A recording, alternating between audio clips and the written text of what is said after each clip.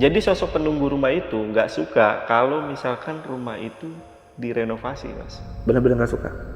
Itu lihat kayak keranda depan gua, keranda mati. Itu di gambar di keranda itu ada gua bang lagi tidur. Kerasanya itu perut aku tuh kayak ada yang diikat pakai diikat kabel atau tali yang benar-benar mengikat sampai aku gini kak. Diobatin minum, dikasih minum, dibacain Yasin. Mau apa? Mau anak ini. Ternyata dijelasin di situ, enggak, Ayopi nggak kena santet, tapi Ayopi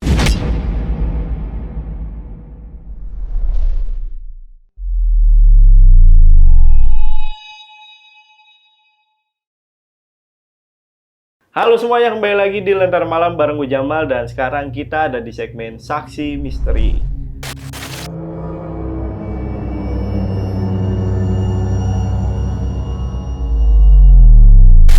Hari ini kita kedatangan narasumber yang punya pengalaman horor ketika ia tinggal di rumah bekas dalang wayang. Dan semenjak dia tinggal di sana, banyak gangguan atau kejadian-kejadian aneh yang menimpa beliau. Nah, di samping gua udah ada narasumbernya, kita sapa dulu aja. Di sini udah ada Mas Yopi. Mas Yopi, apa kabar, Mas? sehat bang. Baik ya, Mas ya? Baik.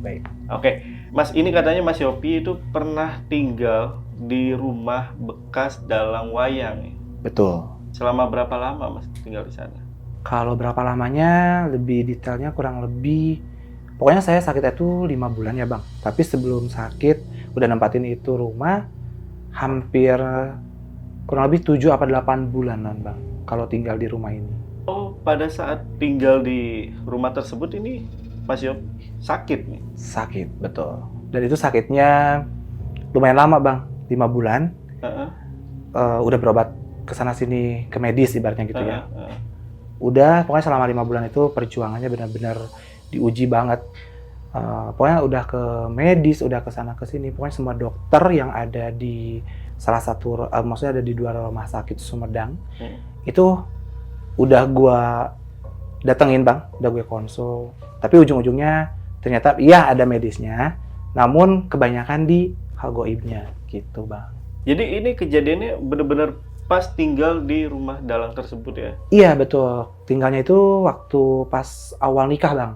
Jadi awal nikah, dulu kan waktu COVID 2020, gue tuh nikah di bulan Mei bang. Dan itu nikah tuh masih akad dulu, karena kan pemerintah nggak ngebolehin dulu acara resepsi ya bang.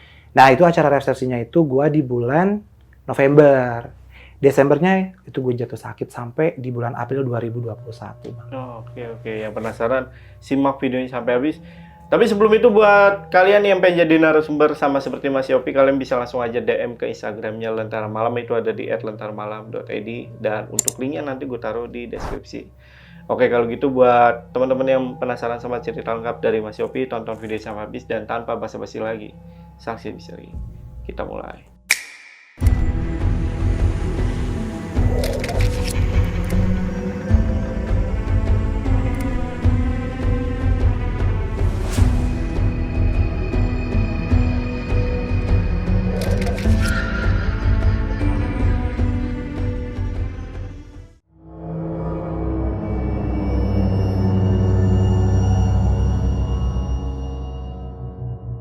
Kalau cerita itu mulai dari tahun 2020, kejadiannya setelah menikah.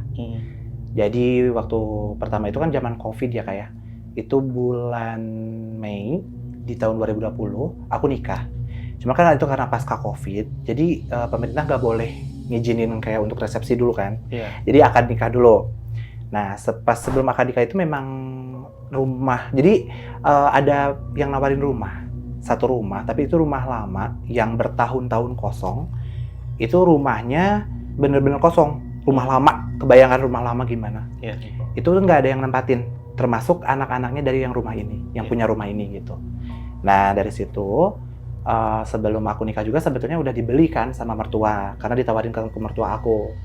Dibeli sama mertua, karena itu posisinya kan rumah kosong. Rencananya mertua ini beli rumah ini pengen ditempatin sama aku dan istri aku setelah nanti aku nikah gitu. Jadi ceritanya rumah ini dibeli sebelum aku nikah. Lalu setelah dibeli setelah nikah, sebelum aku nikah itu dibeli, terus direnovasi lah sama mertua aku. Nah, proses renovasi itu kan cukup lama ya. Berjalan dan setelah aku nikah juga, itu pas setelah akad nikah, rumah itu belum beres, masih direnov posisinya. Berjalan waktu lah, karena mungkin dari jarak Mei ke bulan November tuh aku resepsi, baru dapat izin dari pemerintah. November itu aku baru resepsi. Dan aku masih tinggal di rumah mertua. Sering bolak-balik lah. Kebetulan memang jarak rumah aku sama maksudnya rumah mertua sama rumah orang tua aku tuh masih satu daerah ya, jadi satu kecamatan, cuman beda desa doang, jadi cuman bisa bolak-balik pakai motor 7 menit lagi udah nyampe. Tapi berjalan waktu, kita resepsi di bulan November, awal sebelum resepsi kita tuh udah mulai pindahan gitu kan. Pindahan, barang-barang kita pindahin ke rumah itu. Satu waktu kita resepsi nih di bulan November. Di bulan November kita resepsi, di bulan Desembernya, karena kan kita ke hold dulu nih, kayak mungkin bisa dibilang honeymoon ya, kayak liburan gitu kan, pengen liburan setelah menikah. Barulah kita ngerencanain pengen liburan nih. Padahal kita udah tempat di situ, udah tidur di rumah yang direnovasi ini kan. Nah, di situ di bulan Desember itu kita pergi ke Bandung liburan sama istri aku. Kebetulan rumah ini ditinggalin sama 4 orang, Kak. Aku, istri, kakak ipar, sama suaminya. Jadi rumah itu satu, cuman kita beda kamar aja. Dan itu posisinya sebelum direnov itu ada 3 kamar. Kamar depan, kamar tengah, sama kamar belakang. Nah, kamar tengah, karena itu kan ukuran kamarnya tuh terlalu kecil ya, buat kita singgah gitu, buat kita tidur. Kebetulan memang kasur kita gede-gede gitu kan. Di 3 kamar itu dijadiin 2 lah. Kebayangkan, jadi dibobok nih. Dijadiin 2 kamar karena memang untuk ibaratnya dua kakak keluarga gitu ya, satu rumah itu. Nah, setelah itu kita pergi ke Bandung liburan. Setelah liburan dari Bandung, pulang nih ke rumah itu lagi. Pulang sama istri aku, jatuh sakit lah aku di situ. Jatuh sakit, sakitnya kayak gejala COVID. Karena itu emang tahun 2020 lagi gencar-gencarnya COVID ya. Aku sakit, istri aku sakit juga. Sakitnya wajar, kayak sakit medis biasa, kayak sakit demam, menggigil gitu. Ada batuk sedikit. Cuman berjalan waktu, seminggu pertama, demam aku kok nggak turun-turun. Udah minum obat yang kayak beli ke apotek gitu kan. Tapi istri aku 1 atau 2 hari gitu udah sembuh lagi. Aku seminggu itu nggak sembuh-sembuh. Setelah itu berobat lah ceritanya. Berobat, aku minta berobat sama papa aku, minta antar ke papa aku. Aku minta antar ke papa aku, berobat kita ke klinik yang ada di Sumedang. Jadi aku ceritain ya, karena memang aku sebelumnya orang Sumedang juga. Jadi aku ke klinik salah satu yang ada di Sumedang, daftar, dicek di situ, hasilnya normal. Nggak kenapa-napa. Tapi gejala yang aku rasain itu hampir kayak gejala COVID. Dan aku pun di situ nggak disaranin untuk tes rapid atau apa gitu kan ya, waktu antigen segala macam kayak gitu. Tidak disuruh penunjang ke arah gitu kan untuk dicek. Nah, satu waktu kita pulang lagi lah berobat, itu biasa dikasih obat kayak gitu. Diminum obat itu, makin ada gejala yang aneh di badan aku. Gejala yang anehnya, bagian perut aku ini itu kembung. Setiap hari aku selalu mukul-mukul perut ini. Karena itu benar-benar kerasa kembung. Kembung itu kayak kembung abis makan apa ya? Makan babi. Ya bisa jadi kayak gitu ya. Maksudnya kayak makanan yang bisa menyebabkan kembung perut gitu ya. Kembung aja, berbunyi gitu kan. Tapi mohon maaf nih ya, kayak kentut kayak gitu biasa, normal. Iya. Nah, bau tuh, Mas. Bau ya. Nah, terus pas gitu periksa, lah berobat ya, setelah dikasih obat itu minum obat, pulang lagi lah ke rumah itu. Papa aku cuma nganter aja. Nah, ceritanya ada satu hari di mana aku pagi-pagi itu ada kakak ipar aku, ada aku dan istri aku. Aku pergi ke kamar mandi ya, biasa lah Mas, bangun tidur gimana mau cuci muka lah segala macem gitu kan. Di situ aku masih ingat aku nyalain keran. Setelah nyalain keran aku nggak inget, tiba-tiba blank, semua blank gitu, gelap, yang aku lihat gelap. Aku minta tolong cuma kayak teriak-teriak, tolong, ngeblank. Mungkin aku sakit gitu kan. Tapi emang posisinya kan aku lagi sakit kan, mikirnya gitu. Aku blank, tiba-tiba mungkin 15 apa 20 menit katanya ya, saksinya ada kakak aku sama istri aku. Kamu tadi kesurupan, kemasukan. Oke. Itu nggak disadari karena tiba-tiba langsung blank aja kan. Cuman sesudahnya kok badan aku pegel, lemes kayak gitu kan. Kayak orang kata orang kayak yang wajarnya kesurupan kayak gimana ya, sakit sebadan badan kayak gitu ya. Kayak gitu, Mas. Tapi tiba-tiba yang biasanya nyium kok nggak nyium, nggak kecium sama sekali. Pas kesurupan Mas Yopi ini ngapain tuh katanya? Katanya pas waktu aku kesurupan, cuman kalau nggak salah jangan ganggu, pergi jangan ganggu. Tapi pakai suara dengan kayak bass speaker, tau lah kalau misalkan di speaker nih, speaker musik, itu volume full dan pakai bass yang kayak jangan ganggu gitu. Lanjut Mas. Kata orang ya. Nah, aku kan setelah sadar tapi ada Pak Ustadz masih baca Yasin maksudnya di situ. Aku dibacain Yasin. Aku cuma kayak bengong aja gitu kan, bingung. Kenapa nih? Nah, udah dari situ gak diceritain sama istri sama kakak aku ya. Mungkin dia takut juga kali ya kalau diceritain, takut aku jadi lagi atau gimana katanya. Ya udah nggak dipikir panjang, ya udah biasa aja lagi. Biasa aja Mas dari situ. Tapi cuman dari aku mikir yang gejala-gejala COVID ini semakin ngejadi-jadi di badan aku, kayak kok hampir hari merasa gitu ya, kayak ada yang aneh, kayak nyium aku udah hilang penciuman inderanya gitu. Tapi udah nggak demam kan. Badan aku pada sakit semua seluruh badan. Terus dari situ ada kakak aku ngabarin, coba tuh karena udah tahu kan keluarga udah tahu kalau aku sakit katanya gitu kan. Aku takutnya kan habis pulang dari Bandung itu kan. Karena tahun 2020 masih gencar COVID. Kata kakak aku, ya udah coba kamu tes deh, ikut tes karena gratis nih. Nanti di salah satu desa, tetangga desa aku ada yang ngadain untuk tes COVID secara bersamaan gitu kan, yang habis pulang pergi dari luar daerah katanya gitu. Nah, aku datang diantar sama adik aku yang bungsu. Aku diantar, dites lah ke sana Mas. Setelah dari aku kejadian kesurupan, besoknya tuh aku langsung tes COVID, pakai apa yang di sini swab ya, pakai swab. Itu hasilnya negatif. Tapi badan sakit. Masih minum obat yang dari dokter klinik itu. Penciuman masih aneh gitu kan. Ya udah ceritanya it's okay lah. Mungkin nggak kedetek gitu kan. Terus kata kakakku, ya udah kamu pulang lagi istirahat aja. Jangan dipikirin, takutnya emang bener jadinya kepikiran katanya gitu. Karena kan posisi itu waktu setelah aku dites swab itu, aku pulang ke rumah mama aku dulu kan. Terus kata mama aku, dulu pulang aja deh karena lu kan habis dari Bandung katanya gitu kan. Takutnya nggak kedetek doang, udah pulang lagi. Ya udah pamit doang, nggak lama pulang lagi ke rumah yang direnovasi itu. Nah, aku tinggal lagi ke sana. Setelah dari situ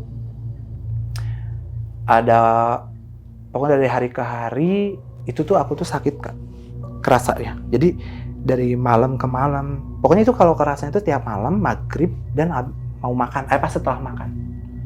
Kerasanya itu perut aku tuh kayak ada yang diikat kabel atau tali yang benar-benar mengikat sampai aku gini Kak. Aku sampai gini.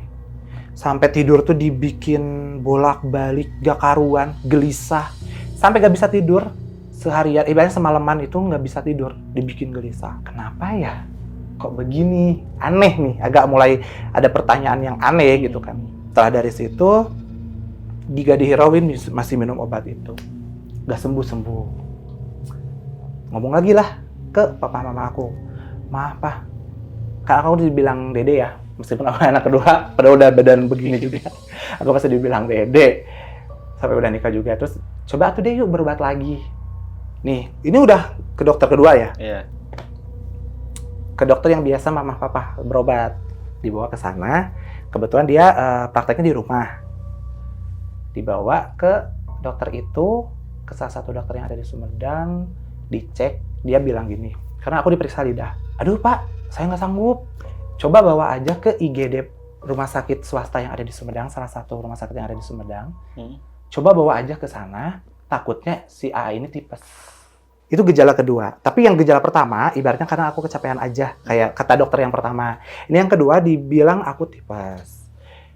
Nggak percaya kan? Karena Cen lihat lidahnya kuning, katanya gitu. Aku lidah kuning tuh karena abis minum vitamin kali ya waktu itu.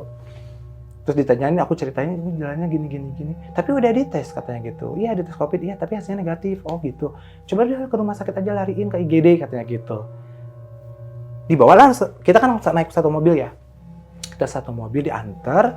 Nggak jadi nih, karena aku nggak mau dibawa ke rumah sakit itu. Karena maksudnya aku ribet ya kalau dirawat kayak gimana gitu. Masku masih bisa kuat kok, kata aku gitu. Dibawalah ke klinik yang pertama itu, balik lagi ke dokter yang pertama sama papa aku. Coba deh kita berobat lagi. Takutnya salah diagnosis, nanti bahaya. Dari situ balik lagi ke klinik ini, dikasih obat lagi. Diagnosisnya sama, gejala tipes. Dikasih obat lagi, obatnya yang dosisnya agak tinggi Kak ceritanya. Ya udah aku mikirnya ya karena itu udah berjalan mau 2 minggu juga kan, udah mau sebulanan lah kurang lebih, masih bolak-balik rumah sakit, masih bolak-balik dokter. Balik lagi ke rumah yang direnovasi ini. Jadi pokoknya setiap aku habis berobat pasti tinggal di situ. Pulangnya pasti balik lagi ke rumah itu. Jadi papa cuma nganterin doang. Gitu, nganter berobat doang, pulangnya aku ke situ. Tidurnya di sana lagi gitu.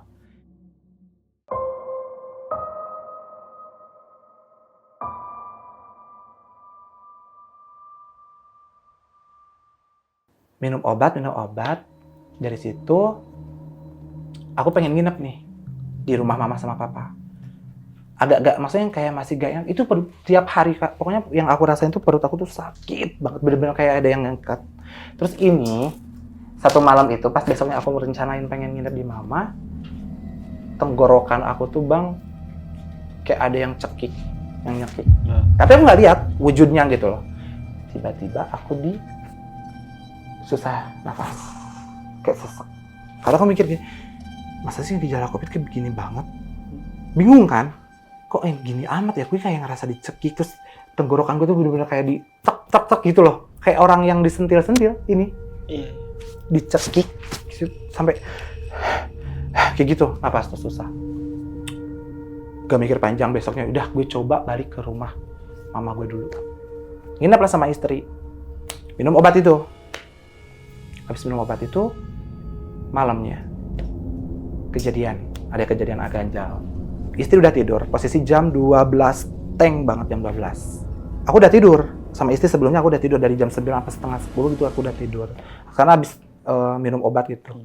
Itu pas aku lagi tidur kerasa dada kayak ditekan, sesak napas. Benar-benar susah dibikin napas tuh dibikin susah, kayak berat banget buat napas Bang. Kebangun kan, karena kaget gitu langsung. Kayak orang capek, kayak abis lari. Capek, ginilah. Ke tembok yang di kamar. Pakai bantal aku gitu. Karena ini sakit kan. Karena ini masih sakit. Masih kayak gini aja aku. Sadar. Karena itu ada kaca kan, yang ngadep ke aku. Ada kaca di kamar gitu kan, lemari. Begini kan lihat di kaca. Blank tiba-tiba. Tapi yang aku ingat, ada anak kecil. Aku sampai merinding tuh. Bisa dibilang belasan orang. Anak kecil Kak. Bener-bener anak kecil, cewek cowok. Rebutan baju aku kayak, Kak ayo main. Gini doang. Main kemana? Aku ngobrol sama mereka, interaksi. Tapi mereka nggak ngeliatin wujud kayak serem gitu. Enggak, kayak anak kecil aja gimana. Padahal posisi aku kan di kamar aku gitu ya. Di rumah mama aku gitu kan. Itu baju aku tuh gini Kak. Rebutan gitu kayak, ayo main, ayo ikut mancing yuk. Kesana yuk, ikut yuk, kesana. Kesana aku nggak tahu arahnya kemana maksudnya. Kalian mau ngajakin aku kemana sih gitu kan. Ini siapa, aku nggak kenal kalian loh. Ayo Kak, main sama aku yuk, Tiba-tiba, astagfirullahaladzim. Istighfar, dan baca doa sebisa aku aja. Baca ayat kursi juga. Karena aku Islam kan.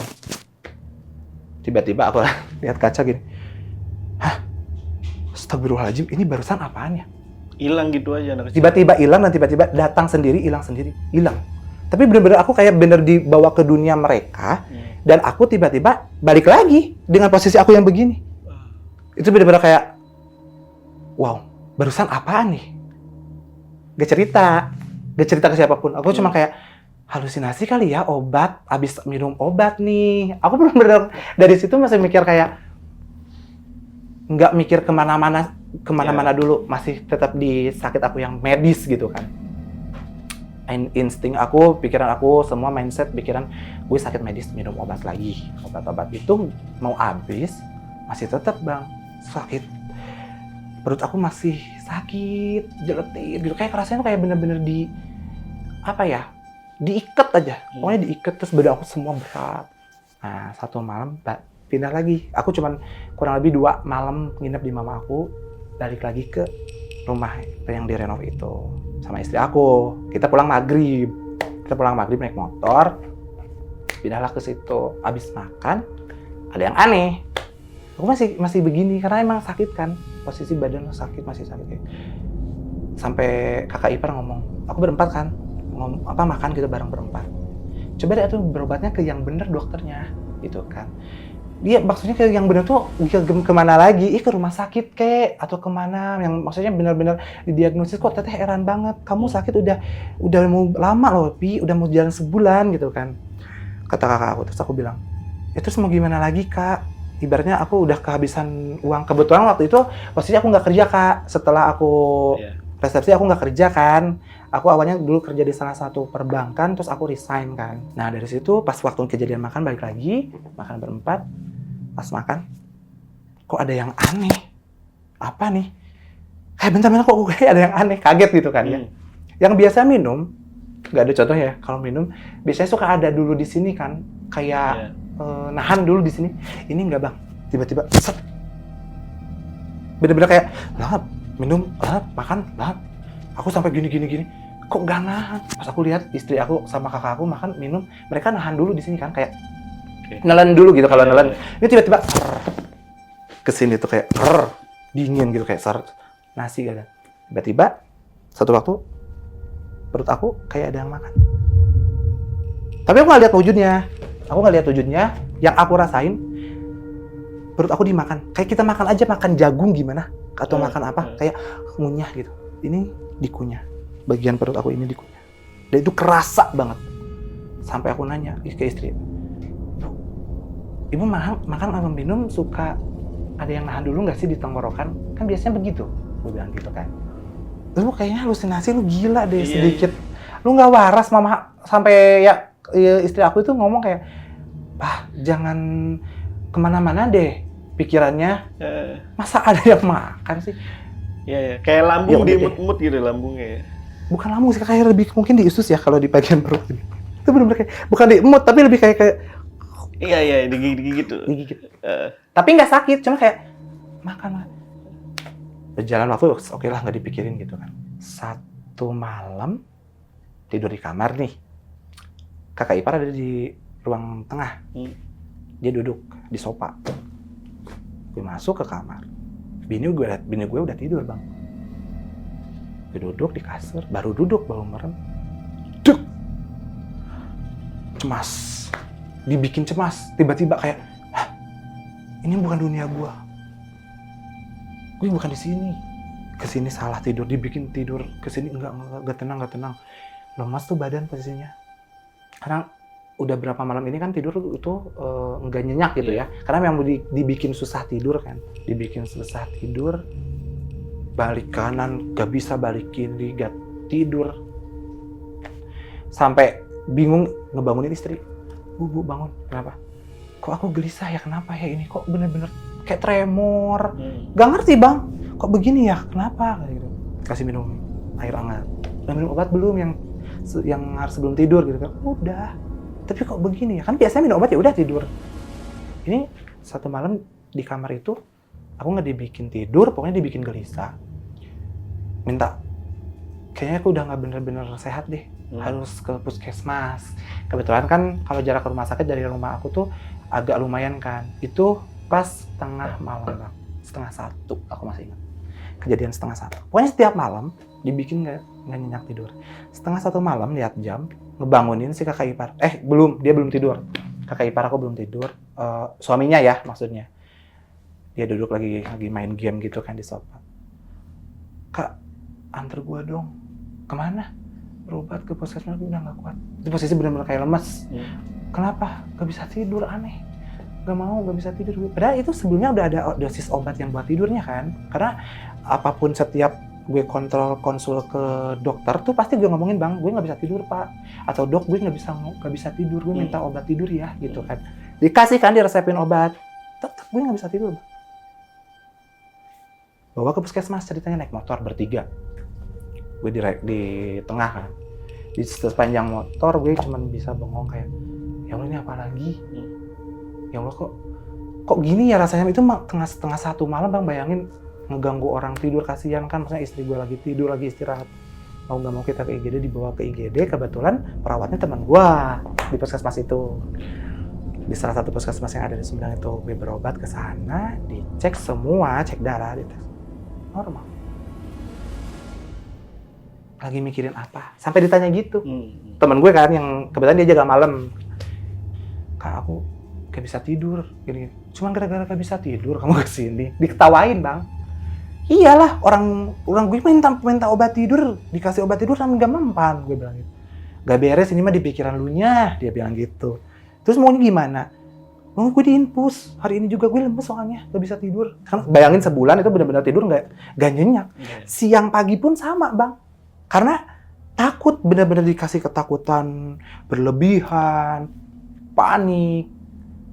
Takut aja, benar-benar takut, kayak gue ngadepin malam itu takut gitu. Nah dari situ diinfus lah, ya udah oke. Tapi gak ngejamin ya, ibaratnya besok lu masih di sini harus pulang. Kalau aneh aja gitu, lu minta pengen diinfus gara-gara lu gak bisa tidur. Diinfus kan beda, ibaratnya cerita infus itu buat orang udah lemes banget baru kan yang gue tahu. Tapi kalau masalah tidur tuh kan dikasih obat tidur aja gitu kan. Nah dari situ ya baliklah ceritanya, disuruh pulang, dijemputlah sama kakak gue. Baliklah kita, bang, ke rumah yang direnov. Sampai kakak gue yang nanya, lu mau balik kemana? Mau ke si papa atau ke rumah lu? Cuman di si papa kebetulan mama gue sakit, bang. Mama gue kan punya diabetes juga kan, lagi kerasa, katanya kita lagi lemes. Takutnya lu jadi nambah pikiran juga, kata kakak gue. Ya udah deh kak, anterin gue ke rumah yang di sana aja, yang direnov gitu kan. Balik lagi ke situ. Balik nih, bang, ceritanya di hari yang sama. Balik gue, baru aja bini gue beres-beres gitu kan, bawa barang-barang yang dari situ. Gue gak nyaman di sini, kenapa ya gitu. Cuman masih dibikin cuman kayak gak nyaman doang, tapi selebihnya gue sakitnya masih gue bisa tahan gitu kan. Sembuh kali ya sekarang mah, karena gue udah pulang dari dari puskesmas, ceritanya gitu kan. Ceritanya gue tiduran depan TV di ruang tengah. Ada kakak gue yang nengok gitu kan ya, yang gak bisa ke puskesmas waktu itu kan. Kan kebetulan kakak-kakaknya istri gue setinggal juga kan di rumah sama mertua itu, banyak kan juga, bang, ngumpul gitu kan. Jadi pada nengokin ke gue, gimana sekarang gini. Sampai gue dibikinin racikan obat khas kayak orang cacing gitu loh, bang. Karena gue gejala tipes T gitu kan. Jadi dibikin racikan cacing, gue minum ceritanya. Nah dari situ makan, minum obat itu kan, makan itu ceritanya. Di hari yang sama setelah gue pulang nyampe rumah jam 12-an, bang, zuhur. Jam 3 sore gue kejadiannya kayak gue udah kayak mau diambil. Maksud diambil tuh kayak ada satu waktu yang benar-benar bikin gue kayaknya gue mati deh sekarang gitu, bang. Yang gue rasain, badan gue lemes. Itu bener-bener gak bisa diri gue, tiba-tiba drop gini. Lalu gue lagi tiduran lagi gini doang. Terus gue lemes, tiba-tiba gue tidur, gue teriak, Bu, ke bini gue. Kenapa, Pak? Astagfirullahaladzim, keringat dingin keluar, bang. Jadi kan udah kayak maksudnya gue, Bu, ini gue kenapa ya? Dilihat, istri gue bilang, wajah gue, mulut gue udah kayak, pias gitu loh. Kayak orang Sunda kan ngomongnya pias tuh kayak pucet. Udah pucet, kayak udah nggak ada darahnya, kayak gitu. Astagfirullah, kenapa, Pak? Kenapa? Tahu, ya Allah, bijir. Bang, itu bener-bener kayak dada gue tuh nyesek lagi. Kayak bener-bener kayak duk gitu. Kayak deknya tuh kayak bener, kayak gitu lah. Kayak tinggal set gitu. Kalau walau ya, kalau ngerasain, gimana ya? Dicabut nyawa kan amit-amit ya. Gue nggak pernah. Cuman katanya kayak orang sekarat aja, katanya gitu.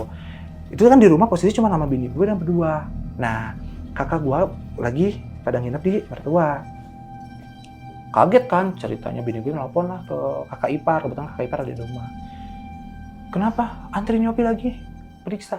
Dibawalah ke perawat itu yang di daerah rumah itu kan. Dibawalah ke perawat itu, dicek, perawat sampai angkat tangan, Bang. Dia bilang gini, ini nggak beres, aduh nggak sanggup punten, cina gitu. Kalau orang Sunda bilang, maaf, gue nggak sanggup karena lihat kondisinya udah lemes banget, mending bawa lagi ke IGD. Di hari yang sama, Bang, asar, dianterin gue sama kakak gue ke rumah sakit swasta yang ada di Sumedang. Tarik dibawa ke rumah sakit swasta yang ada di Sumedang itu. Ke IGD nih dianterin. Itu posisi udah dikasih teh manis, biasanya biar gue agak segeran dikit gitu. Gue mikirnya gini. Tapi di rumah yang direnov, kejadian yang waktu gue lemes itu tuh. Yeah. Setelah gue di mobil, aman, gue sehat. Nggak ada yang kerasa. Maksudnya cuma kerasa ini memang perut gue sakit ya, masih pokoknya itu kalau perut gue tuh masih sakit, cuman kayak lemesnya udah nggak ada, cuma masih bisa gue duduk, maksudnya kayak nggak orang tiduran aja gitu kan. Duduk, dianterin ke IGD, pas nyampe di IGD ditanya dong sama rumah sakit swasta ini, sama dokter jaga. Kenapa? Pucat.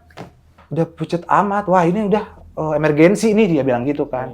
Ditidurin, kebetulan kan itu waktu zaman Covid, Bang, banyak banget tuh orang yang sakit, pasiennya. Gue diambilin belangka, gue paling ujung, dikasih di paling pojok, ditanya kenapa ini kejadian. Ini maksudnya udah pucat banget gini. Coba dikasih minum dulu, karena memang minum tuh bener-bener kayak gitu, langsung ser. Jadi nggak nahan dulu di sini, jadi kayak gue tuh haus lagi, Bang. Maghrib kan ceritanya nyampe di IGD, kebetulan hujan gede waktu itu. Terus kata kakak gue, gimana dong? Ya udah deh, nunggu keputusan dokter aja, gue tungguin, dia bilang gitu kan. Dokter cek, diambil darah kan, ambil darah dulu ya mas. Apa yang kerasa? Ini kayak ada yang ngiket. Pokoknya setiap itu dokter cerita, gue selalu ngomong, ini perut ada yang ngiket, ini gue dicekik, ini nahan kan, gitu kan. Terus sampai bilang dokternya, ambil darah dulu ya. Dia ambil darah, sejam suruh nunggu tuh. Gue masih tiduran, dikasih makan tuh sama bini gue. Maghrib, hasilnya keluar. Reaktif COVID.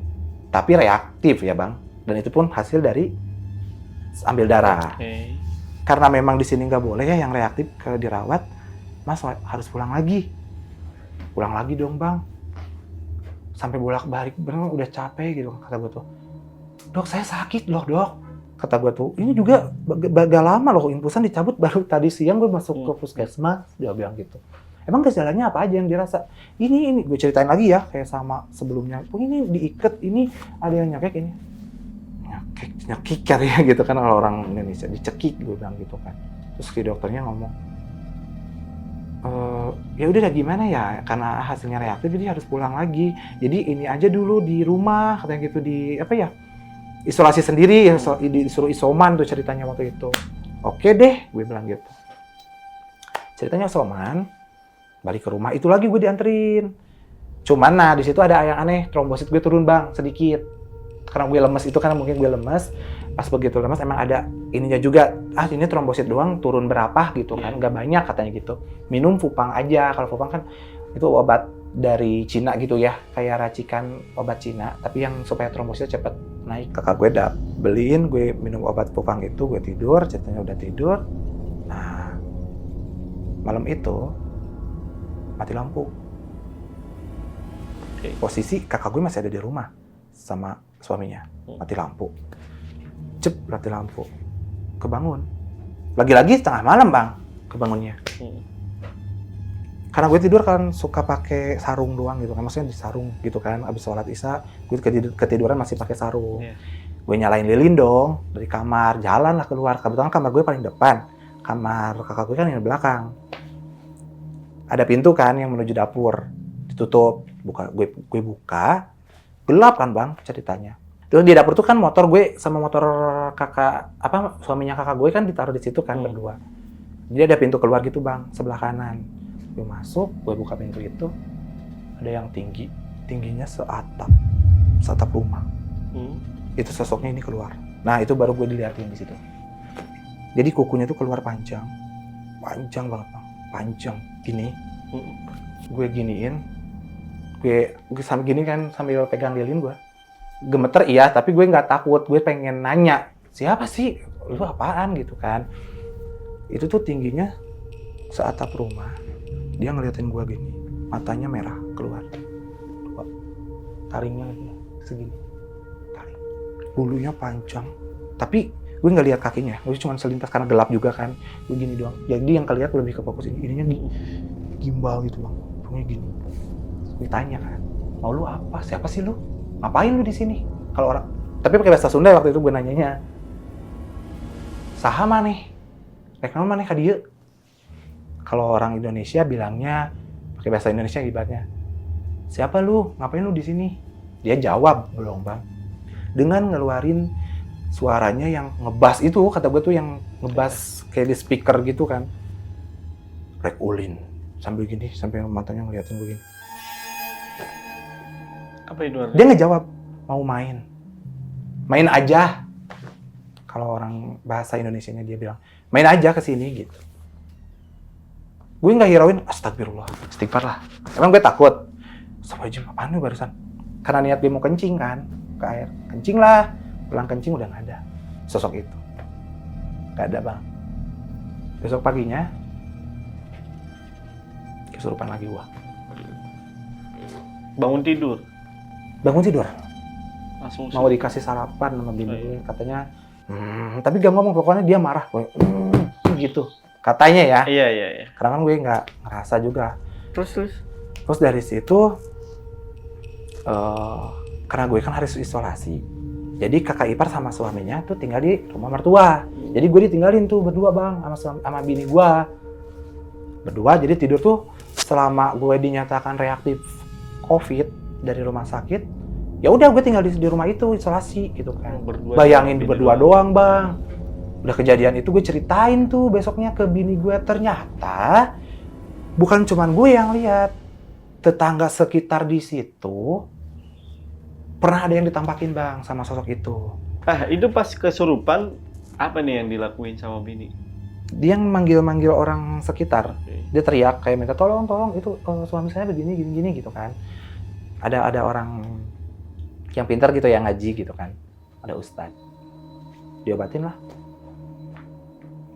Diobatin minum, dikasih minum, dibacain Yasin. Mau apa? Nah, gitu.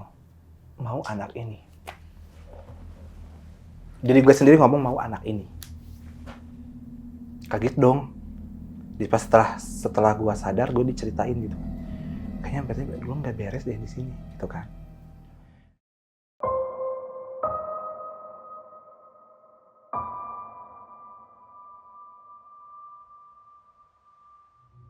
Hari ke hari, biasa tuh nggak ada kejadian apa-apa bang.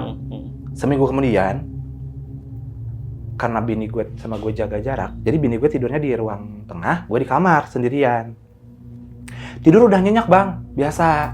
Tidur udah kayak mau, tapi badan gue masih sakit ya, maksudnya kayak ini gue masih aneh gitu, makan gue kok masih nggak selera makan kayak seorang orang normal biasa makan gitu. Masih, jadi setiap apa gue yang makan tuh ada aja yang makanin di sini. Di perut gue ada yang makan gitu kayak. Nah dari situ istri gue tidur di lantai, ya maksudnya di tengah depan TV. Gue pindah dong, karena gue takut. Gue ngerasa ketakutan lagi. Udah normal tidur, tiba-tiba satu malam gue nggak bisa tidur. Kalau nggak salah malam Jumat bang, gue ingat. Itu gue tidur bang, baru medemin mata lagi. Itu ada sosok nenek-nenek. Gue tuh lagi tidur, langsung gitu belum bang. Kayak apa ya? Bisa dibilang erup-erup. Kalau orang Sunda erup-erup apa? Ketindihan ya. Kayak gitu bang rasanya. Gue nggak bisa neriak, gue nggak bisa ngomong apa-apa. Tapi tuh si nenek-nenek tuh gini, depan muka gue gini. Gue posisi lagi gini tidur, dia gini melotot tapi gak ngomong apa-apa. Anehnya tuh setiap gue ketemu sama ditampakin gitu ya, tapi dia gak ngomong apa-apa bang. Dia cuman melotot, ininya gimbal putih, tapi dia pakai baju bunga yang tahu gak sih kayak berukat nenek-nenek zaman dulu gitu loh. Bajunya kayak setelan nenek-nenek yang jamu gitu loh. Nah, kayak begitu wajahnya. Tapi takut, menyeramkan gitu, melotot gitu. Dan itu putih matanya. Astagfirullah, gue langsung istighfar, gue sadar, gue langsung bangunin ke bini gue, langsung ngomong. Kata bini gue, "Pak, ibu capek, lagi tidur. Udah deh, besok lagi ceritanya." Dia bilang gitu. Gue gak bisa tidur, Bang. Boro-boro bisa tidur kan, maksudnya kesini salah gitu kan. Setelah dari situ, kejadian itu, bangunlah ceritanya. Pagi-paginya, gue ceritain dong. Ternyata isu ramai itu kan, warga-warga tetangga. Katanya kemarin Ayopi kerasukan ya, kesurupan ya gitu kan. Ya biasalah hot news kali ya di blog perumahan di situ gitu kan katanya. Emang apa yang dilihat gini. Ceritain dong kalau gue tuh. Ya biasalah Bu, mungkin lagi kosong aja pikiran waktu itu kan malam kemarin kan ini kata gue tuh mati lampu. Gue bilang gitu ngobrol sama ibu kan yang ada yang nengok juga tuh Bang. Ya tapi katanya masih sakit ya sana. Iya ini masih sakit. Dan ternyata gue kan beli kiloan ya Bang. Maksudnya tempat kiloan buat ngukur berat badan. Oh, iya. Ya timbangan. Salah ya, timbangan. Gue selalu timbang itu setiap hari dan setiap 1 minggu sekali. Ternyata badan gue udah kurus. Udah turun 5-7 kiloan Bang sebulan sakit. Oke. 5 apa 7 kiloan. Pokoknya udah kerasa kayak berat badan gue kok turun ya. Apa efek obat gitu kan. Setelah ngobrol sama itu diceritain ternyata warga-warga ngomong sebelum Ayopi lihat dan kejadian besoknya Ayopi kesurupan waktu malam apa ya, malam minggu apa malam apa gitu. Jadi ada remaja lah mungkin ya bisa dibilang remaja. Dia baru balik apel tuh Bang naik motor. Kan rumah yang gue renovasi itu dia masuk gang lorong gitu, gelap posisinya. Dia berhentiin di situ. Diberhentiin sama remaja itu diberhentiin naik motor tiba-tiba mati. Pas mati dia lihat ada yang sosok gue lihat itu sama percis. Tapi dia lihatnya di luar. Iya. Cuman diarah ke mau rumah gue itu. Jadi dilihat apa ya di depan gangnya gitu. Ceritalah dia. Ngomong kali ya ke semalam gini gitu kan ceritanya. Ternyata lurus tuh ceritanya sama yang gue ngelihat di rumah. Tapi itu di rumah gue di dalam gitu Bang anehnya.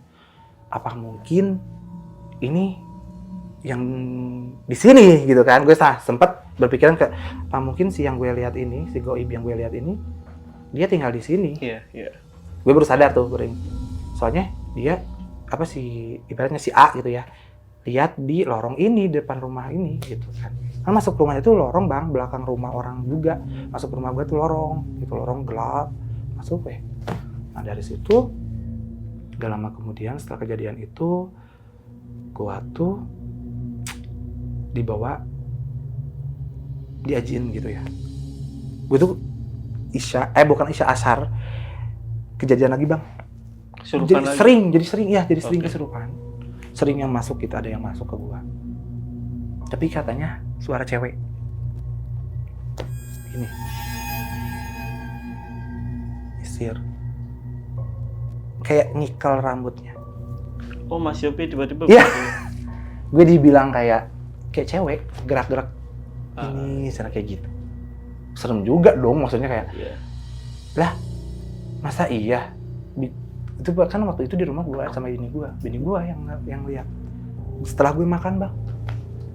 Pokoknya ada kejadian itu kalau nggak maghrib ya malam pas gue makan kayak gak boleh aja gue makan, kayak gak boleh gue tidur gitu. Oh iya. Dibuat gak tenang. Pas gue udah makan siang makan sore tuh gue tuh tiba-tiba lagi nonton TV, sudah makan, pingsan, kayak pingsan gitu katanya. Dan bener-bener gue ngeblank kan. Pokoknya gue ingat gue lagi makan, posisi piringnya ada di depan gue juga Bang. Tiba-tiba bini gue bilang, "Lu tadi gini, tadi Papa kayak orang nyisir gimana gitu, segini, gitu." Terus manggil dong orang lagi yang pintar, bukan ustadz tapinya. Sekarang dia udah almarhum, udah meninggal ya orangnya itu. Karena udah agak tua juga ya, maksudnya orang itu. Dipanggil lah sama mertua gua. Dia dateng, gue masih begitu Bang. Keadaannya masih kesurupan, kerasukan. Jadi mertua gue lihat juga kejadiannya gimana. Ya, terus Ditanya kenapa cepet-cepet bawa anak ini jauh dari sini karena bentar lagi bulan Mulud atau apa gitu. Kalau bahasa Sundanya. Ibaratnya tong dililakeun budak ieu buru bawa indit ti dieu. Karena saeutik deui bulan mulud apa-apa gitu. Oke. Walau alam ya, apa maksudnya gitu. Kalau di bahasa Indonesia cepat bawa anak ini keluar dari rumah ini karena nggak akan benar. Bentar lagi bulan mulud. Gak tahu bulan mulud ada apaan. Saha ieu ditanya kan katanya gitu. Siapa ini? Yang jagain di sini? Jawabnya. Jadi kayaknya si nenek itu kali ya yang masuk, yang sebelumnya gue lihat. Oh, masuk iya, ke gua, iya. Bang. Ternyata dia mah ngasih tahu doang. Lewat gua. Terus kata Pak Ustadz itu ya. Sampai ke mertua gue ngomong gini, si yang maksudnya bukan Pak Ustadz, yang orang ngobatin gue tuh ngomong gini. Bu, dulu rumah ini diselamatin nggak sih? Gitu kan. Karena kok serem ya? Bilangnya gitu si bapak ini yang ngobatin gue. Namanya Pak Wawan ya. Terus Pak Wawan tuh ngomong, mending diajiin atuh. Kalau nggak diajiin sih jangan tinggal di sini deh. Gak bener buat AA-nya, kasihan. Ada yang ngarah. Gak ngerti ya sih ngarah apa. Kenapa gue sampai dipijit, Bang, di situ dipijit sambil dipijit gitu. Tiba-tiba si orang yang ngobatin gue ini, si Pak Wawan, kasih gue minum kan, biasa diajiin gitulah, sebisa dia mungkin. Terus ditemasin gitu. Pokoknya bentar lagi bulan mulud, jangan tinggal di sini deh. Karena gimana ya, gue mikir kayak, aduh gue nggak mau ngerepotin mertua nih, gue lagi sakit gitu loh, Bang. Jadi kan ada beberapa pikiran dulu yang harus gue matengin dulu sama istri. Nah, hari ke hari ceritanya gue pindah ke rumah mertua lagi, balik ke rumah mertua. Gak nyampe di situ, Bang. Ceritanya masih panjang juga. Ternyata di rumah mertua gua ada satu malam itu, pokoknya gak tau gue malam apa. Padahal masih banyak orang. Kan di rumah mertua tuh suka ada orang-orang tetangga yang ngumpul main gapleh gitu loh, depan rumah sambil nongkrong. Gue tuh ngerasa takut sendiri, Bang. Di pojokan gue ngerasa takut sendiri. Gue tuh kayak banyak mata yang ngeliatin gue. Di kamar yang kakak ipar gue tempatin. Tapi bukan di rumah yang renov ini ya. Pas gue di rumah mertua gue juga kayak begitu, Bang. Jadi gue tuh kayak bener-bener, ini tuh apa ya gitu loh. Ini tuh ada apa sebenarnya, gue sakit nah. Tidur lah ceritanya. Sampai kayak bayi, Bang, gue sama bini gue diusap-usapin tiap malam. Biar gue tidur. Karena gue gak bisa tidur, Bu. Gak bisa tidur gitu kan. Tiba-tiba, yaudahlah gue ketiduran. Tidur sebentar doang. Jam 1 apa jam 2 gue kebangun lagi. Gue tuh bener-bener kayak dirasain sakit lagi, Bang. Ini tuh kayak dicekik. Panas ke dada, ke sini nih. Sampai ke belakang. Perut gue kayak di gini nih, kayak dicek gitu. Itu bener-bener sekaligus di situ malam itu. Gue sampai gue ngomong gak bisa karena saking sesek dan nyeri gitu loh. Dibangunin bini gue kayak, Bu tolong ini. Pas gue lagi dibangunin, dibawain obat, dikasihin dikompres, coba gue pengen tahu deh dikompres gitu kan, pakai air anget gitu kan, takutnya infeksi atau apa di dalam kan nggak ketahuan, nanti kita besok berobat lagi, ceritanya gitu kan. Dikasih anget pakai penghangat perut gitu kan, Bang, pakai alatnya. Nggak ngaruh, Bang, gue masih sakit. Ini benar-benar itu malam itu sakit banget, sampai pagi gue nggak tidur lagi. Terus sampai gue sholat begini, Bang, megang perut sholat saking sakitnya. Dari situ sebelum ke pagi, sebelum azan subuh jam 4 atau setengah 4, itu lihat kayak keranda depan gua. Nggak ngerti, gak masuk akal. Keranda mati. Itu di gambar di keranda itu ada gua, Bang, lagi tidur. Nah itu nggak tahu mimpi apa enggaknya. Apa gue kayak ke distract yang waktu anak kecil ini, Bang. Pokoknya gue lihat ada keranda depan gua. Terus gue tuh lagi digotong, Bang, gue yang mati. Kayak diliatin gitu, Bang. Terus setelah itu besoknya nelpon lagi dong ke papa gua. Pak, Adi makin sini makin ini nggak keras, kayaknya ada yang nggak bener nih, gini gue bilang gitu kan. Ya udah coba kamu pindah ke sini. Sekarang pindahan aja lah. Orang titirah, kalau orang Sunda bilang gitu, orang titirah. Titirah apa, Pak? Pokoknya jangan banyak omong, bawa baju, nginep aja kalau misalkan istri lu gak mau tidur di sini. Ya udah lu aja duluan gitu kan. Nanti juga nyusul, nanti mah gampang, dia bilang gitu kan. kata bokap gue. Terus tiba-tiba gue dijemput, pulang lah, dan gue tidur. Maksudnya siangnya itu gue bisa tidur bang di rumah nyokap gue. Sampai satu hari setelah gue berjalan waktu udah mau hampir 2 bulan sakit ya. Maksudnya kayak udah nggak ada apa-apa tuh. Maksudnya cuma kayak badan masih ini. Dan itu gue tuh nggak stuck di situ bang. Gue masih terus konsul ke sana ke sini ke dokter yang semua yang ada di rumah sakit Sumedang dan rumah sakit swasta Sumedang. Kan ada 2 rumah sakit ya di Sumedang. Itu semua penyakit dalam, dokter spesialis penyakit dalam. Gue datengin satu-satu bang. Gue ceritain apa keluhan gue. Sampai gue balik ke klinik. Gue minta obat yang paling bagus, karena gue sakit gini-gini, sampai didiagnosis gue infeksi usus lah atau apalah. Tapi nyatanya kan harus sampai di tes PCS gitu kan, takutnya memang ada yang aneh gitu kan dari pencernaan gitu kan, dari pencernaan gue. Tes PCS kan nggak mahal ya bang, nggak murah ya bang. Ketemu nih gitu kan, kayak ini lambung, sampai beberapa kali harus di USG kan bang. USG lah ceritanya, bolak-balik USG juga sampai ada 10 kali gitu bang. Ada satu dokter yang menurut gue ini dokter kayak ngertiin apa yang gue rasain. Dicek, bini gue lihat, digambarin tuh di USG dicek gitu. Ini lambungnya tebal mas, kayaknya pikiran mas deh. Tapi dok, ini saya datang ke sini aja ini sakit, kerasa ini kayak ada yang ngikut. Coba saya kasih dokter obat ini gitu ya, kata dokter. Ini mahal loh, gak apa-apa saya resepin. Resep dok, biar saya bayar aja. 1 juta bang, sekali doang tuh konsul sama dokter itu. Karena menurut gue ini dokter bagus. Di Sumedang ya, terkenal dok. Siapapun pasti sembuh, katanya. Gue udah sekali konsul ke dia minum obat, nggak ada perubahan apapun. Sama satu waktu, gue udah capek bang. Maksudnya kayak minum obat, gak diminum tuh obat. Tiba-tiba pagi-pagi pas bangun tidur, kayak hampir kejang bang, kuku gue udah putih, kayak orang mau dibikin mati hari itu juga. Keringat, sampai keluar keringat di kaki, keluar keringat sampai gede-gede.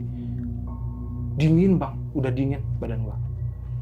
Istri gue udah nangis, Pak, istighfar. Gue udah kayak, nggak kuat, gue udah kayak gitu. Tapi gue sadar. Gue masih sadar. Di situ udah ada orang yang ngeliatin gue. Kayak ada, maksudnya ada yang ngeliat gue, yang gue inget, yang tinggi besar. Terus ada anak kecil itu ngeliatin gue di kamar di rumah mama gue. Hari itu juga paginya gue langsung cabut ke IGD lagi bang. Dibawa ke IGD, gue udah pamitan sama bini gue bang. Karena gue feeling gue mati hari ini. Gue udah pamit ngomong ke mama, ke papa, ke bini gue, mertua gue. Pamit ya, minta maaf, gini. Gue sampai segitunya bang. Gue tidur di IGD, dicek. Kebetulan gue daftar ke situ nggak dipersulit karena ada teman gue juga, tetangga gitu kan. Habis tetangga gue ngomongnya, Yop masih sakit. Bayangin bang, berarti dia nanya, Yop masih sakit. Kan udah lama kan, karena itu udah berjalan 2-3 bulan tuh. Jalan 3 bulan kalau nggak salah pas gue. Jadi masih terus-terusan gitu kan sakitnya. Ya nih gue udah, kok lu udah kurus sekarang? Sakit apa sih lu? Maaf ya bang, sampai di tes HIV gue. Karena mikir bener-bener di hari itu gue kayaknya hari terakhir gue. Itu udah bener-bener kayak udah nggak bisa ngapa-ngapain gitu. Dari situ papa gue udah nangis juga. Udah harus gimana dong? Gimana? Ya udahlah, dirawat ceritanya sama yang ngedaftarin gue kayak bilang, udah dirawatin aja ya. Tapi gue diagnosisnya apa sampai dokter ngomong gitu. Ya udah deh, lambungin aja ya, lambung. Karena ini catatannya awalnya lambung. Dia bilang gitu, lambung. Dicek lambung, ditekan gini perut gue. Bukan ini yang sakit kan? Ini, kata gue tuh, ini. Dok, ini yang sakitnya, ini ada yang ikat. Aneh, masa sakit lambung di sini? Kan ini. Gue ditekan-tekan, ini sakit gak? Enggak. Emang gue gak sakit lambung mah. Yang sakit tuh ini bang. Terus dokter itu sampai, ya udah dirawat nih berjalan waktu. Ketemulah di situ. Jadi kan gue tuh masuk kelas 3 ya kalau di rumah sakit kan. Gue ambil paling murah karena kebetulan keuangan ekonomi gue juga udah berantakan bang pas waktu gue sakit tuh. Ada 3 kamar, maksud di satu kamar kan ada 3 pasien kan. Ada 1 hari dan gue lama bang dirawat di situ 5 hari juga. Dari situ ada fotonya juga tuh, ntar gue share. Dirawat, tiba-tiba bokap sama nyokap gue nengok nih ceritanya, gantian jaga, karena bini gue waktu itu kerja. Kasian bang, bini gue juga udah capek ya, masa dia kerja juga, dia mikirin gue juga, kerjanya juga berantakan. Wah pokoknya bener-bener kayak kusut banget gitu kan, awal-awal nikah itu. Pas gitu, ada orang yang gak dikenal, tiba-tiba ngomong, dia lagi nengokin pasien yang sepinggir gue juga, ngomong gini ke mama gue. Gue lagi duduk ini bang, biasa kayak duduk di belangkar. Bu, si A sakit apa? Gak tahu, cina ini juga. Gak ketahuan sakitnya apa. Tapi hari ini mau diambil darah tes HIV gitu kan, takutnya katanya gitu. Kata bini, kata emak gue. Tapi kan maaf ya, gue gak senakal itu gitu loh. Maksudnya hampir harus dites HIV. Tapi kan gak tahu juga kalau kedetek sama keinginan dari orang gitu kan katanya. Dicek darah, hasil keluar. Negatif bang, gak ada apa-apa. Dari situ si orang ini ngomong, Bu coba cari dia orang pinter atuh. Ini udah dibawa kemana aja sih ya? Itu udah 3 bulan sakitnya, kata mama gua. Terus udah kemana aja berobat? Ya sekitar dokter-dokter aja. Lah non medisnya nggak dibawa, katanya gitu. Belum dibawa, belum. Terus dia bilang, coba Bu sekarang nyari, minta air aja dulu. Karena yang saya lihat itu bukan si AA yang di badannya. Gak kenal bang orang yang ngomong siapa. Gue juga langsung kaget, kayak apaan sih itu orang? Gitu, tapi gue benar-benar kayak masih percaya aja gue itu sakit medis.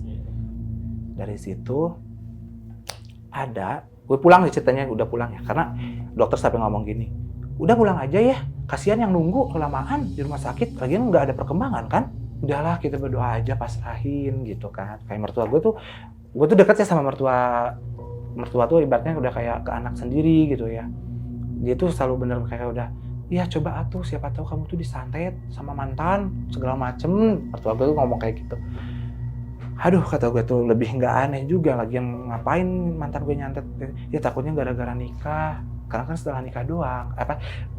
Sakitnya gitu kan. Mertua gue sampai kepikiran ke situ, nyantet gitu kan, ada yang santet katanya gitu. Soalnya dokter kemana-mana nggak sembuh. Nah itu udah bener-bener berpikir kayak jernih aja lah keluarga. Ya udah, sekarang lanjut mau gimana? Coba diruqyah. Ceritanya. Ada tetangga yang nyaranin, deket tuh dari rumah gua bang, cuma naik motor beda desa doang. Deket juga itu, waktu itu masih gerimis bang. Posisi gerimis, berangkatlah ke sana. Berdua doang, gua sama bokap gua doang, sama bokap gua. Ketemu teman gua di situ. Karena deket rumahnya juga ya ada pesantren, jadi gue dibawa ke pesantren gitu, Bang. Jadi ada pondok pesantren di sana, gue datang ke pondok pesantren, ketemu sama teman gue juga di situ. Ya, kalau kurus amat lu sakit. Iya, gue bilang gitu sakit. Ternyata di situ gue ditimbang udah 11 kilo, Bang, enggak adanya. Turun. Padahal gue makan biasa. Turun berat badan gue 11 kilo. Dari 80 kilo, Bang. Segede gini nih awalnya gue. Kebayang 11 kilo nggak ada gimana? 69 kilo gitu sisanya. Itu kelihatan banget ini begini muka gue tuh, Bang. Kayak orang aneh banget. Dari situ datanglah ke Pak Ustadz itu. Datang ke sana. Kebetulan Pak Ustadznya lagi ngaji, udah nungguin. Baru dicek doang, Bang. Wah, berat. Ustadz ini ngomong gitu. Wah, berat. Dia baru lihat di aqua doang, buka botol, buka tutupnya, dia buka. Wah, ini berat. Maksud berat apa? Kan gue takut, maksudnya berat apa sih, Pak? Udah mah gue kesembuh-sembuh, ditambah ini ngomongnya, wah berat. Coba deh panggil sana, ke anak-anak pesantren gitu. Panggil si ini, 4 orang, berlima sama dia. Ayo, Pi nggak bawa baju, sana gitu. Enggak. Kresek bawa nggak? Enggak. Yaudah, bawain kresek ini. Yuk diruqyah.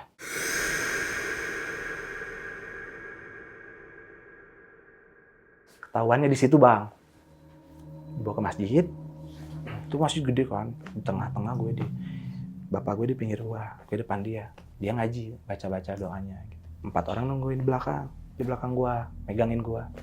Belum mulai baru a'udzubillahi minasyaitonirrajim. Selesai nirozim, 4 orang di belakang gue loncat ke belakang, Bang. Allahu Akbar.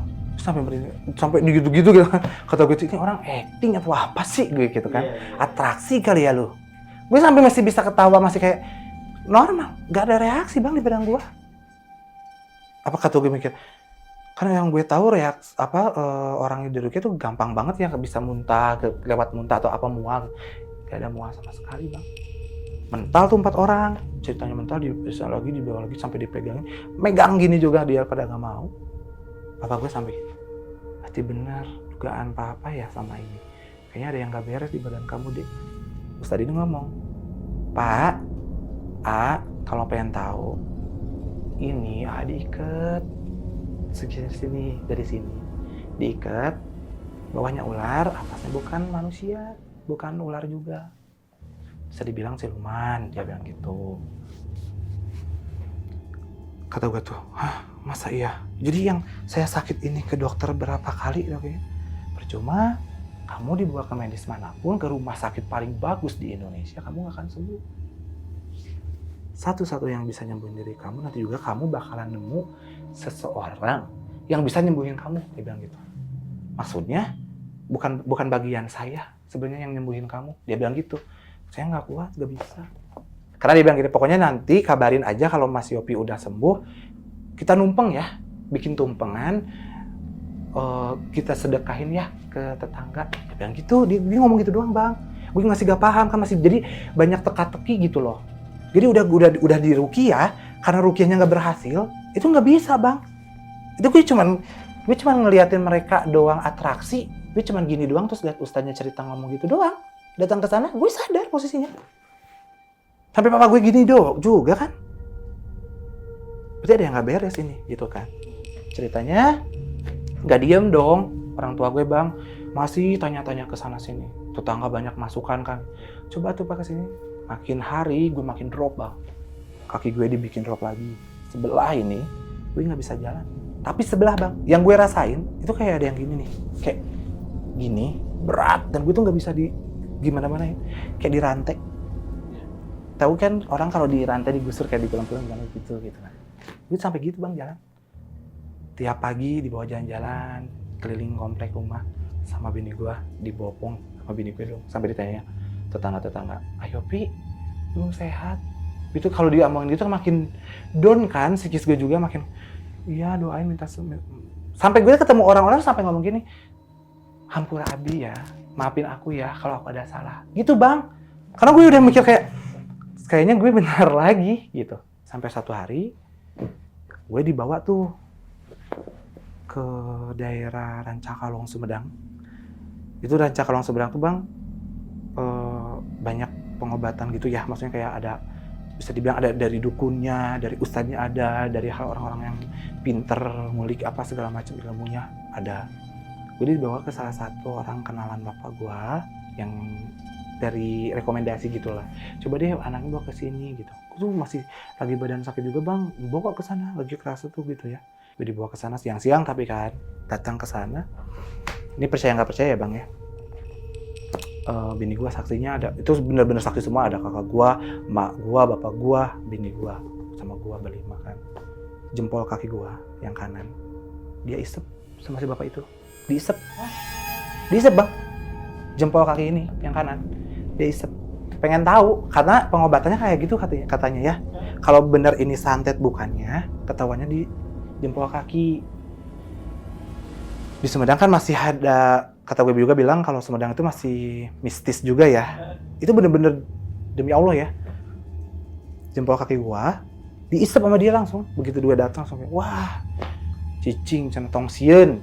Kalau bilang orang Sunda, Indonesianya, diamlah jangan takut. Di jempol kaki tangan gua, jempol sebelah kanan yang kaki ini, dia isep, tahu keluar darah bang. Dari mulutnya keluar darah. Langsung. Tapi ada bintik-bintik kayak kismis gitu loh. Wijen, kayak biji wijen. Kecil-kecil gitu. Jadi kan gak tau dah pokoknya. Gue juga kaget bang, kok dia gini. Pas dia isap dari jempol keluar darah gitu. Gue kesurupan di situ. Saksinya banyak di situ, ada istrinya si bapak ini yang obatin gue juga bilang.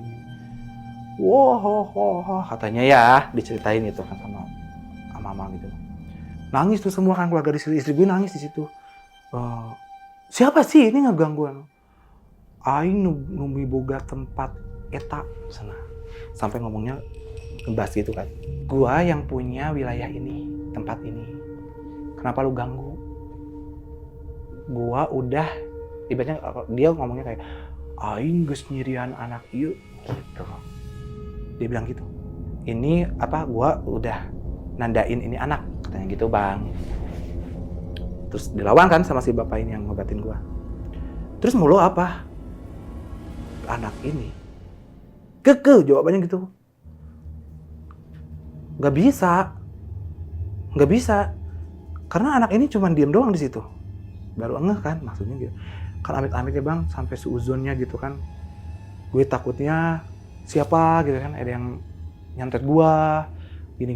Ternyata dijelasin di situ enggak, Ayopi nggak kena santet, tapi Ayopi kena kasarumahan kalau orang Sunda bilangnya. Kasarumahan tuh ada, ya jadi badan kita tuh ditempatin sama sama goib yang di rumah itu gitu loh Bang. Terus ditanya kan, jadi selama ini yang sakit, yang bikin dia sakit siapa? Ya aing sana gitu kalau bahasa Sundanya. Ya gua gitu kata dia, kata goib. Yaudah dari situ keluarlah ceritanya, ya dikeluarin gitu. Udah lemes banget Bang di situ, udah ini keluar darah banyak gitu ya di sini. Apa ya pas dilihatin itu, kelihatannya tuh biji-biji-bijian Bang, kayak biji-biji tapi banyak dalam campur sama darah gua. Di mulut dia, dari mulut si bapak ini. Gue juga kaget kok keluar kayak biji-biji gitu. Nah katanya kalau bisa dilatih di situ, kalau keluar paku atau apa segala macam itu santet. Tapi ini karena ini biji-bijian, dia wah ini mah kesarumahan. Jadi nggak ada hal-hal dari ada yang benci atau nggak suka katanya gitu, enggak. Nah dari situ gue disimpenin lah Bang. Ya gue juga gimana ya, maksudnya percaya nggak percaya ya, gue kayak disimpenin alat sama dia gitu ya, sama yang si bapak ini titipin nih, bawa aja satu alat saya, kamu simpen di bawah bantal kayak gitu biar dia gak ganggu lagi katanya gitu kan ceritanya. Berarti udah bener dong, berarti mindset gue kayak gini, oh berarti gue selama ini sakit berarti bener ya ada mistisnya. Barulah di situ Bang berpikiran jadi. Gak di situ Bang, gue dimimpiin sama yang punya keris ini. Maghribnya setelah gue dibawa dari Rencakalong itu, dari si bapak ini, maghribnya tuh mama gue dulu kesurupan. Kebetulan mama gue tuh juga sensitif kan Bang. Mama gue dulu kesurupan Bang. Nenek gue yang meninggal dateng, dia ngomong gini, sing sabar, cuk, sing sabar, kayak yang sabar ya, su, nanti juga bakal sembuh. Tiba-tiba dari situ nangis aja gitu, terus nanya semua keluarga, nah ini istrinya, dikenalin sama bapak gue ke badan mama gue gitu kan, oh ini istrinya Yopi gitu. Karena dulu emang emak ya, kayak nenek gue meninggal, terakhir punya cucu gue, gitu. Jadi baru tahu gitu, oh ini istrinya. Sabar ya, titip, cana gitu. Sing sarehat, sing sabar, lawan gitu mah. Lah eleh, cana gitu. Gue aneh juga kan Bang. Terus tiba-tiba merinding, iya terus kayak, ma hampura ya, maksudnya maaf ya Yopi udah jarang ngirim doa lagi ke emak gitu kan. Yopi sakit gini ya. Tenang naon, kayak akan cakir waktu nak, cana gitu. Ntar juga sembuh, ada sembuh waktunya gitu Bang. Kan gue dikasih barang ini kan yang dari Rencakalong ini kan, yang dari si bapak itu kan gue sering bawa tidur, ke luar gue bawa gitu kan, maksudnya biar dia nggak ngikutin katanya gitu kan, kemana-mana. Percuma tapi Bang, tetep. Mas gue sakit ini makin parah, itu benar-benar diikat. Situ gue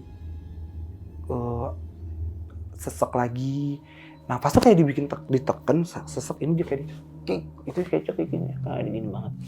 Terus ini badan gue segini, perut itu kayak bener-bener di kerowok gitu. Udah ngerasain sakit banget.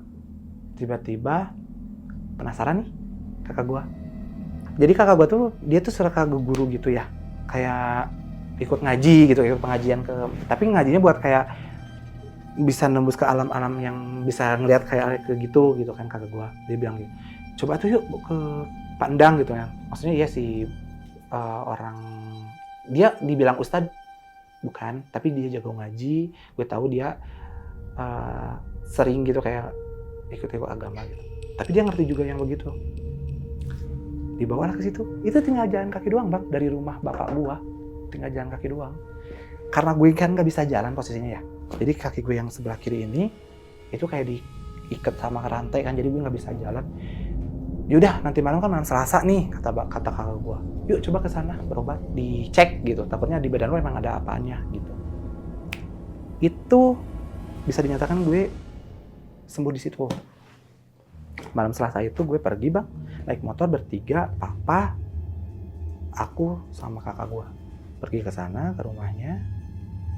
Tiba-tiba nyampe rumah, ditanya kenapa, kayak gitu kan. Sehat ayo Pi, karena kan emang kenal, emang tetangga gitu. Kita tetanggaan, cuma beda RT doang. Malam Selasa, yaudah coba panggil deh Ujang, cina gitu, si Ujang Karso namanya. Ujang Karso tetangga juga, itu teman kakak gue juga bang, teman ngaji di situ. Dipanggil, kenapa gitu? Ya kita lihat aja nanti. Pandang ini nggak banyak omong. Kita ngumpul di situ. Posisinya gue di pojok kan. Pandang, posisi duduknya gini, Pandang, ini si yang dimediasi, kakak gua, papa sama gua di pojok. Gue ngumpet gini aja ke kakak gue, karena gue takut kan, takut diapa-apain, gue takut justru di obat-obat yang aneh gitu kan. Enggak, ternyata pas di situ, kita buka aja ya di sini, katanya gitu. Buka, maksudnya buka apa? Ayo itu udah dibawa ke alam mereka. Gua ternyata bang, selama gue sakit. Gue tuh udah dibawa jalan-jalan ke alam-alam gaib. Dibawa jalan-jalan, maksudnya dibawa jalan aja selama gue sakit 5 bulan.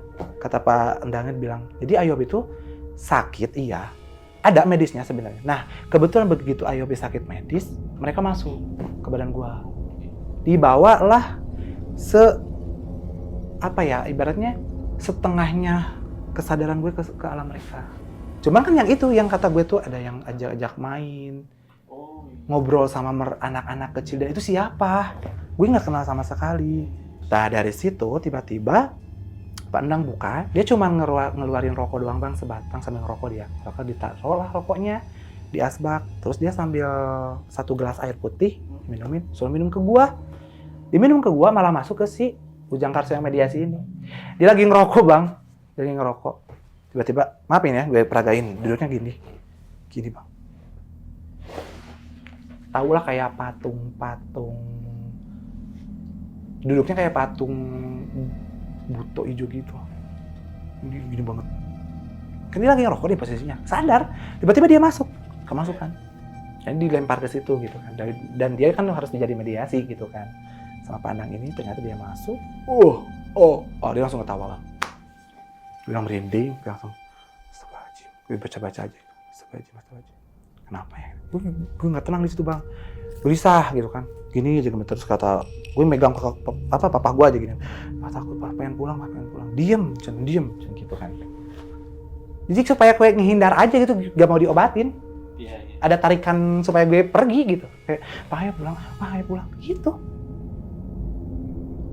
Terus tiba-tiba dia ngomong, sahaya, ditanya biasa.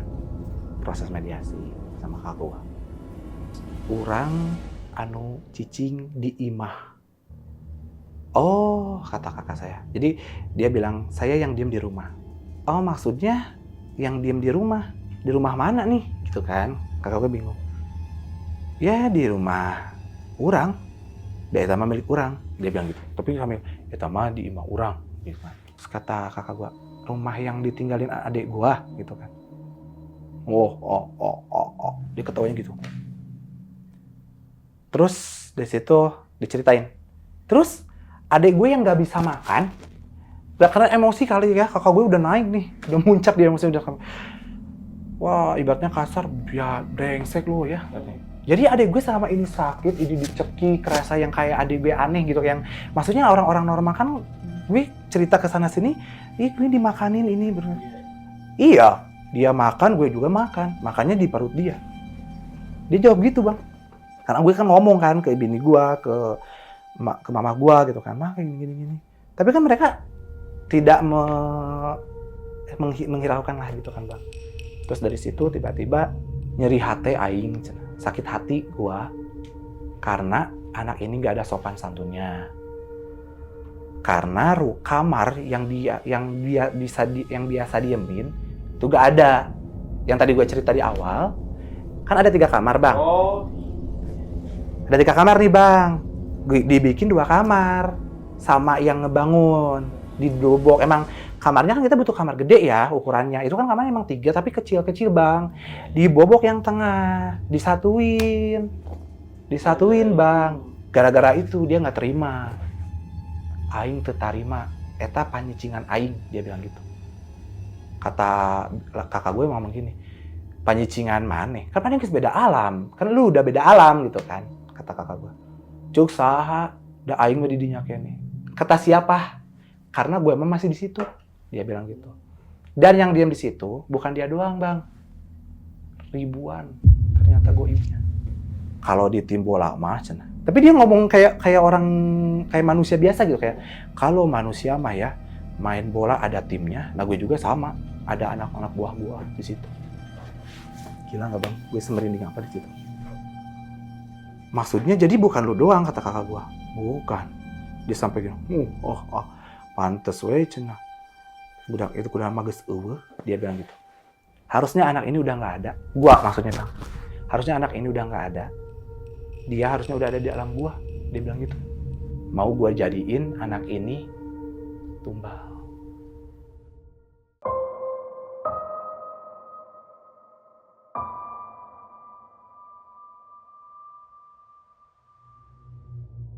Ternyata dari situ si yang di mediasi ini kan ngomong lagi kan tiba-tiba. Terus lu maunya apa sekarang? Kata kakak gua. Terus kata dia, aing hayang nyawa.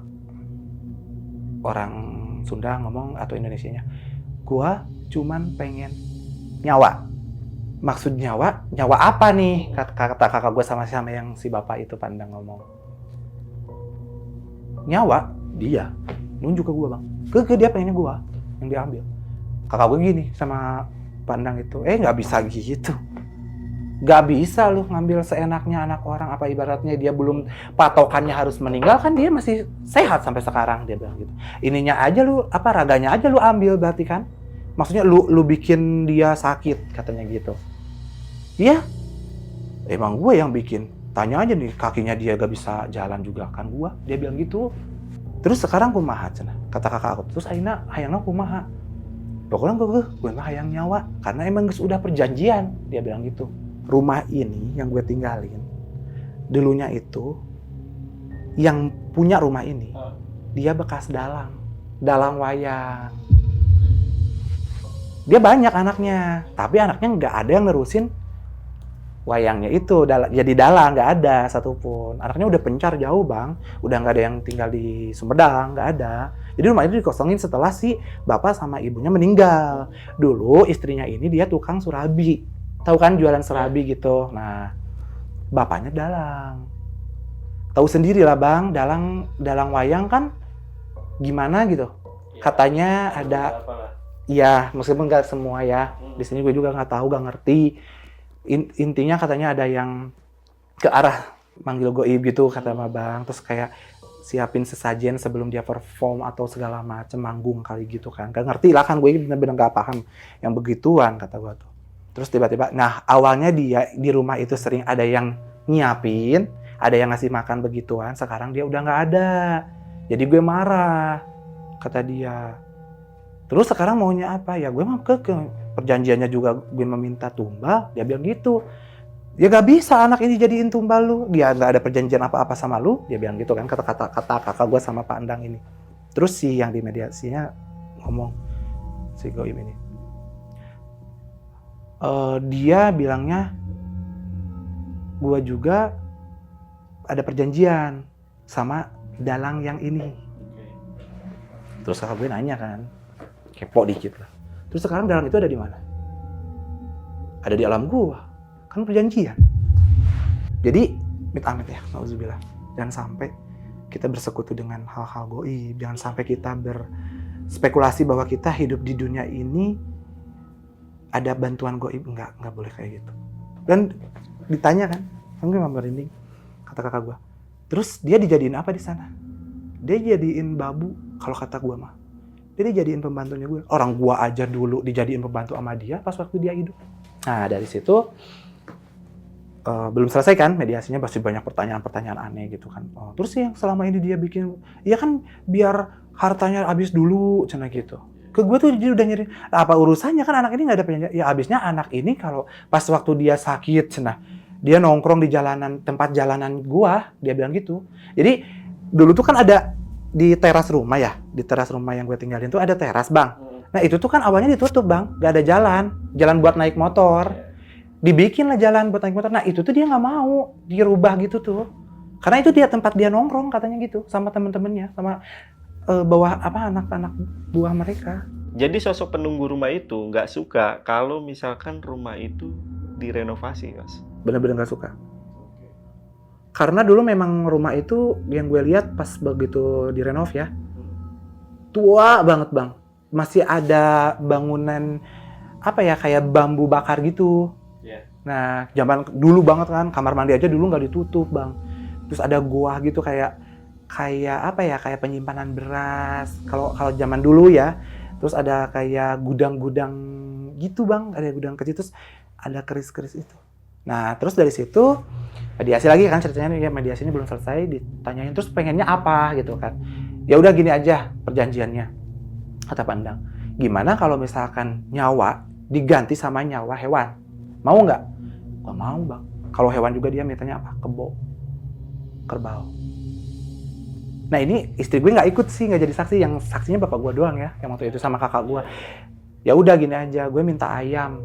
Bersedia nggak? Dia bilang gitu. Ayam apa nih? Ayam hitam atau apa kan biasanya kayaknya gitu kata kakak gue. Nggak, pentingnya ayam aja. Tapi taruh di dapur ya, yang di bawah kompor. Dia bilang gitu. Apa yang taruh di situ? Ya itu tuh cina tempat makan kita. Jadi sesajennya biasanya taruh di situ, di dapur. Yang sekarang gue taruh gas. Jadi ketutup gitu bang, mereka nggak bisa makan. Jadi kan kita nggak tahu sama sekali, terus emang nggak pernah ambit-ambit ya karena mikirnya kita rumahnya udah direnov, udah enak gitu loh. Maksudnya udah yang awalnya gelap, awalnya angker, kelihatan angker bang dari luar juga dulu. Tapi sekarang rumahnya udah dicat lagi, udah benar-benar enak, kayak udah berubah, udah nggak kayak dulu banget gitu. Nah ternyata terus katanya kalau misalkan makan nggak pernah tawar-tawar, katanya gitu. Jadi kalau misalkan kita makan nih ngumpul, kayak nggak pernah ditawarin, katanya gitu bang. Mereka yang ngomong. Nah terus sih, ya udah gue minta ayam, dia bilang gitu kan ceritanya, minta ayam. Ya udah diiyain, kata papa gue. Iya, mintanya berapa? Satu aja, tapi nggak boleh di jeroan ayamnya itu nggak boleh dikeluarin. Jadi dia pengen disembelih doang, tapi dibersihin gitu. Biasa pakai bumbu gitu. Cuman nggak boleh di apa-apain. Maksudnya nggak boleh di kayak usus, hati, jeroan ayamnya itu nggak boleh dibuang. Dia pengen utuh. Tapi kalau sama keluarga gue dibikin biasa aja, dia kasih bumbu gitu biasa. Cuman ada kelapa, dia mintanya ada kelapa mudanya. Ya kayak sesajen biasa lah bang. Maksudnya, tapi nggak digoreng ya. Iya. Cuman mentah gitu. Iya. Tapi di kuning gitu loh. Iya diungkep kayak dimarinasi gitu loh bang. Pokoknya dia nggak minta ke marinasinya ya, cuman kayak keluarga gue emang nggak paham juga ya mungkin. Ini tuh harusnya digimanain. Karena begitu pas kejadian mediasi malam, siangnya kan besoknya langsung ke keluarga di sana, keluarga istri gue, ke mertua gue dikasih tahu kan harusnya gini-gini biar Yop itu sembuh gitu kan, gini.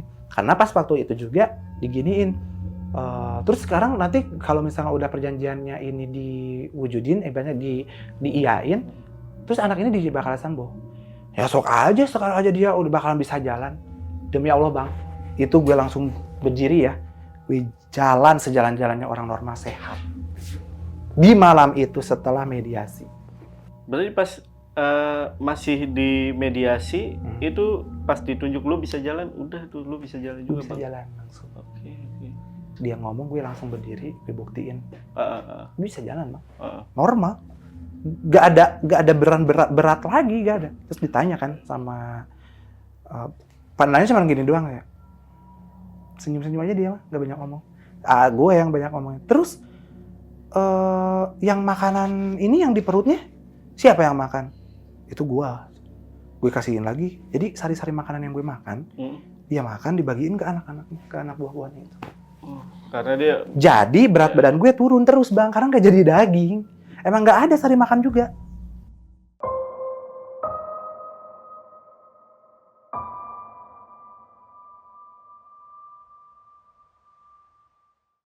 Nah dari situ udahlah nih Bang ceritanya, disembuhin lah, disadarin lagi si mediasi.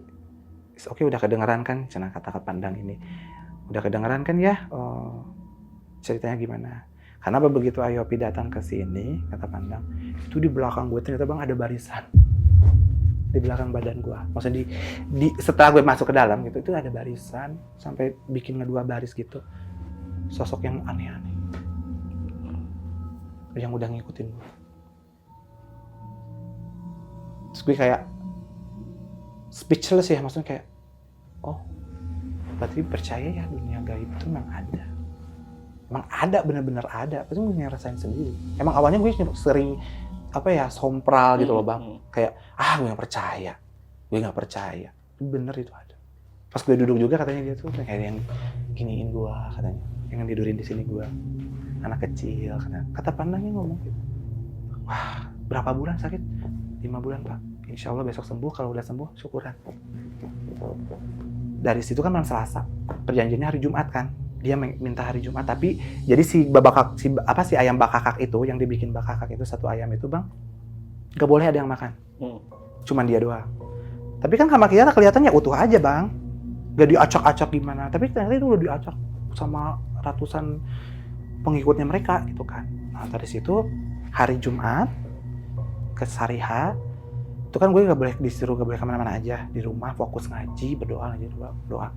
Pagi-paginya dianterin lah kakak gue sama papa gue ke sana, ke rumah mertua gue, ngeracik itu kayak syarat-syaratnya apa aja gitu, kayak ada kopi pahit kayak segala macam, nggak paham lah gue Bang, nggak ngerti begituan. 1 nyiru, 1 wadah wajan gede gitu kan, mau dianterin, udah persiapan katanya gitu.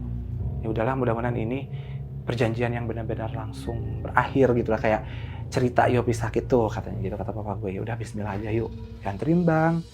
Oh ya, belum beres sih Bang, ternyata mediasi itu dia tuh ada perjanjian juga kayak pengen dibuang kan, maksudnya biar nggak diam di rumah itu mereka ya, si goibnya sama kakak gue, kata gue, bisa nggak lu nggak usah diam lagi di rumah itu ya, kayak kita minta maaf aja kalau misalnya kita sompral ngedobrak kamar lu yang awalnya lu diam di situ, dijadiin 2.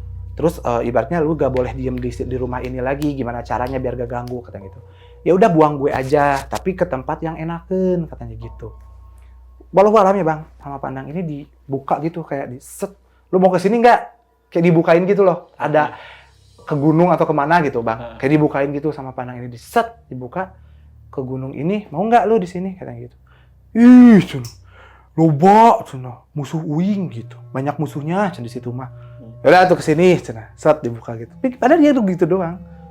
Wah, itu mah panas, gak mau. Terus maunya di mana? Nih naik sejadah ya, gitu dibecandain nih sama pandangnya. Ini naik sejadah ini ya, gitu doang nih. Ada sejadah ya dari ini. Wah itu mah jauh teuing cenah euy. Bisa nembus langit ke-7 cenah bilang gitu. Kata pandang. Terus maunya di mana? Ya udah cenah pinggir rumah itu kan ada tanah kosong ya, cenah gitu. Ya udah deh, gue nggak apa-apa ngalah aja di situ. Si goibnya itu ngomong gitu, jadi pindahin aja gue di situ. Cara pindahinnya gimana? Lu empel aja, kayak lu biasa kayak orang ngepel tapi pakai lap yang nggak boleh kayak digusuk gitu kan. Jadi air katanya gitu. Nanti kasih aja nih cenah sama si bapak ini cenah gitu. Banjurin gitu airnya, terus diempel. Diempelnya pakai lap itu. Iya. Diempel ke belakang gitu Bang. Diperetnya di tanah itu sama kakak gua. Kakak gua kan yang ngertinya gitu. Nanti bisa aja lah sama Diki kan, karena nama gua kakak gua. Nanti sama Diki aja ya. Nanti Diki juga nanti bisa lah, kan udah dikasih ajian dari bapak katanya gitu. Oke lah, jadi ceritanya dari situ. Nah pas hari H pagi-pagi dianterin kan ke rumah itu kan, banyakan gitu ya, sambil ngedoain gitu. Karena kan rumah itu udah kotor juga ya, sambil diempel juga karena nggak ditinggalin kan. Sama kakak gue juga kan nggak pada tinggal ke situ. Dibukain di jendelanya biasa, itu dibuka-bukain semuanya.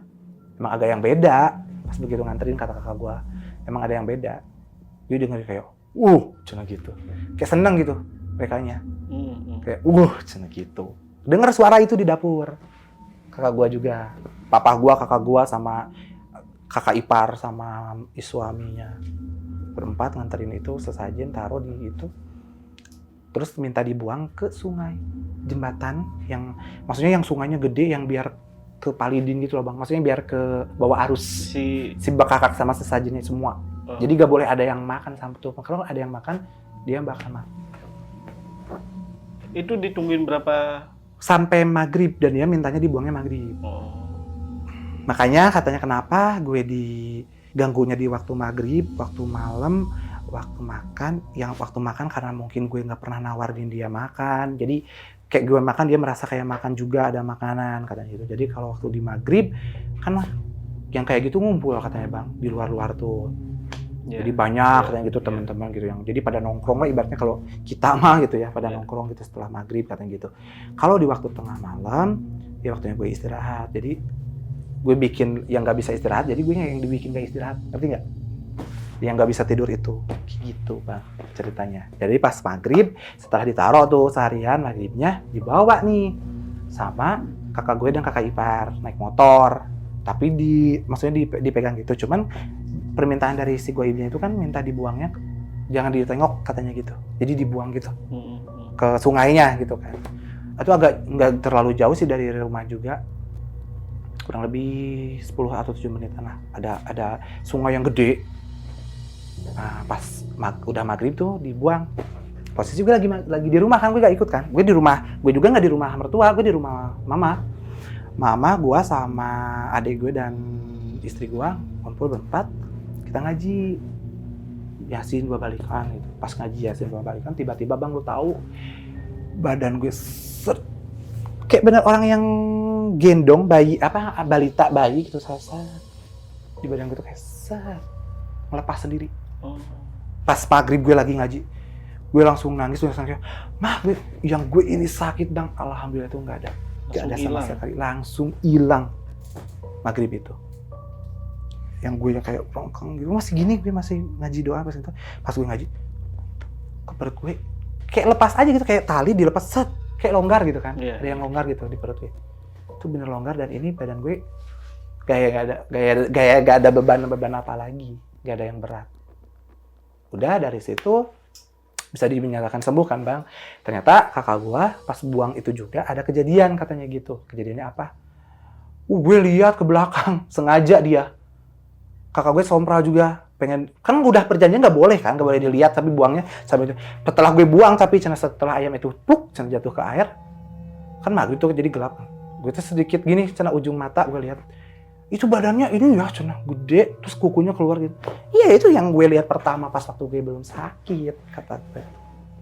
Berarti sama, oh itu yang lu lihat? Iya matanya merah anjir, gitu kata kakak gue. Kata gue, wih dia semua, dia ketawa ternyata seneng gitu dibuang situ. Nah dari situ balik lah, pas balik nangis lah gitu kayak bener-bener kayak dramatis banget gitu, kayak bener-bener kakak gue nanya kan gimana sekarang? Alhamdulillah kok nggak sakit ya? Yang awal ini bener lu coba sini, dia sakit dia dipijitin gitu. Alhamdulillah kaki gue udah bisa biasa lagi dari kemarin kan. Terus ini yang awalnya berat sakit gitu kan. Terus dada gue yang biasa sakit, alhamdulillah gak sama sekali ada kerasa apa-apa. Sembuh di situ, benar-benar sembuh.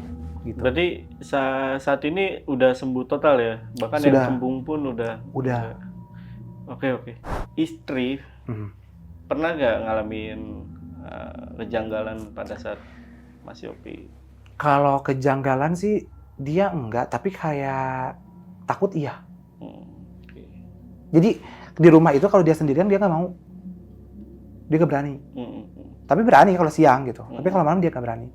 Karena katanya kalau masak gitu ya malam gitu atau dia lagi sendiri kan kadang pulang kerja dulu ngantor di Bang mah pulang malam jam 12 kadang udah nyampe gitu Bang, kalau apalagi akhir bulan jam 2 gue baru nyampe. Dia masak gitu, nyiapin buat gue makan malam. Itu kayak ada yang ngeliatin, tapi pas dilihat gak ada siapa-siapa. Jadi kayak dia ngerasain juga, cuman dia gak ngomong ternyata gitu. Karena takut gue kenapa-napa, kan gue sensitif bang. Dia bilang gitu. Terus masih tinggal di rumah itu? Enggak. Jadi begitu pas gue dibawa mediasi ke tempat itu, terus udah memutuskan bahwa gue mau pindah lagi. Maksudnya gue tinggal sama mamah gue aja dulu gitu kan. Lagian kan mama sama papa berdua aja kan di rumah. Bertiga sama yang bungsu itu kan, yang cowok. Kasian gitu kan. Ya udah deh, kata bini gue ya udah di sini aja dulu biar bener-bener sampai sembuh gitu kan ya mah. Pas setelah sembuh, terus memang kita juga udah ngemutusin kayak udah gak mau tinggal lagi di situ.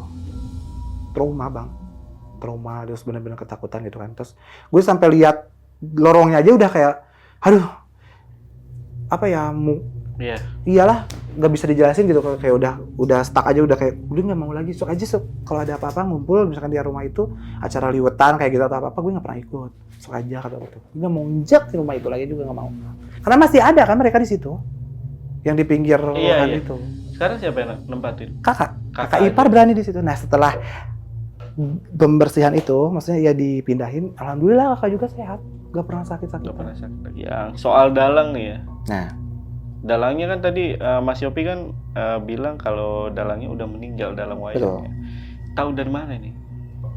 Jadi bang, kan rumah itu tuh ibaratnya diturunin ke anaknya ya, maksudnya kayak mau dibagiin kayak mungkin warisan ya atau gimana gak ngerti. Jadi rumah ini dijual tuh sama anaknya udah ngumpul, udah sepakat rumah ini. Awalnya memang ada yang mau jual, ada yang enggak kayak gitu. Kayak tapi nggak dijual juga buat apa orang rumahnya udah nggak diisi, udah berpuluh tahun bang, bayangin. Udah ini juga udah kayak banyak sarang-sarang apa gitu kan. Terus sampai dijual gitu, sampai dinyatakan ya udah kita jual aja gitu kan kesepakatan anak-anaknya mereka. Gua tahu itu si bapaknya udah meninggal, cerita emang keluarga dari istri. Karena dulu istri zaman kecilnya waktu dia masih SD kalau nggak salah, dia masih inget, masih ada si dalang sama si ibu yang istrinya itu masih hidup mereka. Nah, tapi yang meninggal duluan kalau nggak salah katanya dalangnya dulu. Udah lama banget, bayangin sekarang istri aja udah umur 27 bang, sama kayak gua. Dia SD umur berapa? Itu udah kosong. Nah begitu istri sama bapaknya meninggal terus gak lama kan katanya jarak berapa tahun gitu kali ya. Istrinya meninggal juga kan yang si ibu dagang surabi itu. Nah itu udah aja begitu orang tuanya meninggal jadi rumah itu kosong. Gak ada yang nempatin. Oke, Mas Yopi, mungkin sampai ini aja ya untuk cerita dari Mas Yopi dan semoga Mas Yopi ini kedepannya sehat terus, amin. Nggak kenapa-kenapa lagi, amin. Nggak kayak kemarin lagi gitu. Iya. Mungkin Mas Yopi ada yang mau disampaikan ke teman-teman Lentera Malam sebelum kita tutup? Oke, di sini gue nyaranin tetap gimana ya? Berpikiran sehat harus.